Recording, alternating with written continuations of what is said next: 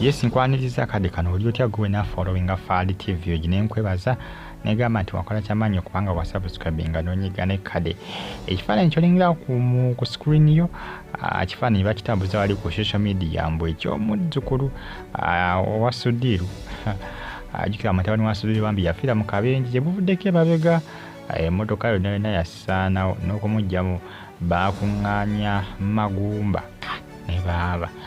nabagamba nti muno mu nsi fena tulina okufa n'osabanga nnyo Katonda n'ofa bulungiko kubanga bana eri abantu abafa obubi ate abantu bafa bubi mu bubenje abantu bafa bubi ne bamugyamu nga ekifo kyamwesoze mu liiso nga kyamuyiseemu mu kamwa kati nina akabenje kendalabye eri mabega kaawo era ku luguudo lw'oku Entebbe omuntu emmotoka ate yatomedde atya ebyuma bino eby'oku kkubo ne kigiyitamu mpaka emabega kyamuyiseemu ekyo naye gwantu yanta bafa obubi imagine kali akabenje kadde kesiwaza n'okwesiwaza abantu bafa bubi abantu newankubadde bagamba nti olulimi batukyabuwulira naye kyamazima abantu bafa bubi nyabu ninga bambi kitalo nnyo omuzzukulu ogwo olingira bagamba nti ye muzzukulu wa Sudiru mbu yandibanga mwana w'omugenzi yafudde ne bane bannayuganda babijjawo ate bino bayimutambuza se bakafaananyi k'omutoolo abagamba nti mwana w'omugenzi yafiira mu kabenje mutabani wa Sudiru Rajiv era nga bagamba nti oyo omwana muzzukulu wa Sudiru wabula sinaakuwulirako Sudiru nga yogera ku nsonga zino ez'omuto oyo bebi ku nsonga ya bebi oyo nti muzzukulu we kati simanyi bana babitambuza babijjeewa babitandise olunaku lwaleero ku nkya nga batambuza olufaananyi olwo nga bagamba nti oyo muzzukulu wa Sudiru era nti mwana w'ono nti yali amuzaala abasinga bagamba nti abakyala bangi nnyo bageza kuba nga bategawo abaana abatali ba musajja ono oba omugenzi ono nga baagala mbu okuba nga batagetinga ebyenfuna kwosa n'ebyobusika nejjukira DNA yajja DNA yajja era omwana omuteekayo ngakimanyi nti essaawa eno oyinza okuswala nti giyinza okuwunya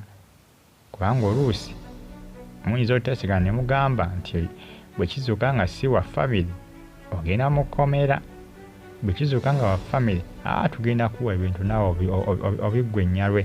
ensimbi ku kadde 50 bwe kizuuka nga wa family tulina buwa yalinga direct ku akawunti mu bank bulawo akawunti mu bank ekisuuka nti waffe direct bugenda kuba buli standby kasa kivayo nga liza okisiziraga nti omwana wa family tuziwa yalinga direct ku akawunti eya bank zotandika okubanga okola ki oyiye obulamu n'omwana wa family yaffe eyo naye ekizuuka nga si waffe komera eri abasinga family ezikola bwezityo kati simanyi bana batambuza bufaananyi abagamba nti omwana ono wa mugenzi simanyi babijjawa abakazi mumbamu mugeza kubanga mutegawo baana muwedde family naziba n'obukwakulizo bwazo ojagenda omutegeyo ng'osimanya ng'otega olaba oba onaakwasa kakane nga tokwasiza nga gibuje buugi bagende bakuzibe babuulidde bali mutambuza lufaananyi lwa muto ono nga bagamba nti mwana wani Rajiv mutabani wa Sudiru omugenzi essaawa zino naye nga bambi bagita Fali TV gimusubscribinga munyige kale Sudiru bagambe tanayogera ku mwana ono nankubadde akafaananyi bakatambuza ku social media naye tanaba kubaayo kwogera ku nsonga eno eya bebi oyo nti oba muzzukulu waabwe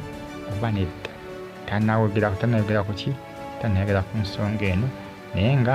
mbagambye nti muna eri abantu bambi bafa obubi mu bubenje omulengera omuto oyo bamaliza okuba nti mutabani waani wa Rajiv oba mulenzi oba muwala ambagamba muwala bayagamba mulenzi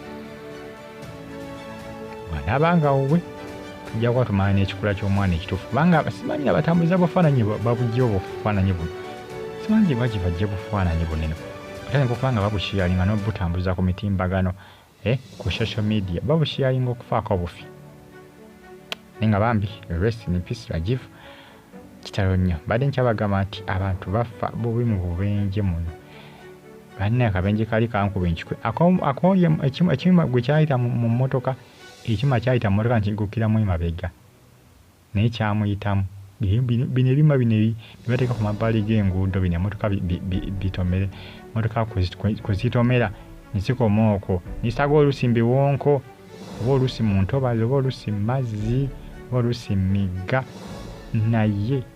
omuyeeya kikuba ne kiyita mu motoka ne kigukiramu emabega. Motoka yabadde Hilux, Toyota Hilux ndowooza ye yagikuba neyitamu kyuma ne kiyitamu kyuma kye kyayitamu mu motoka nga olaba emmotoka eno bweri ne kiyita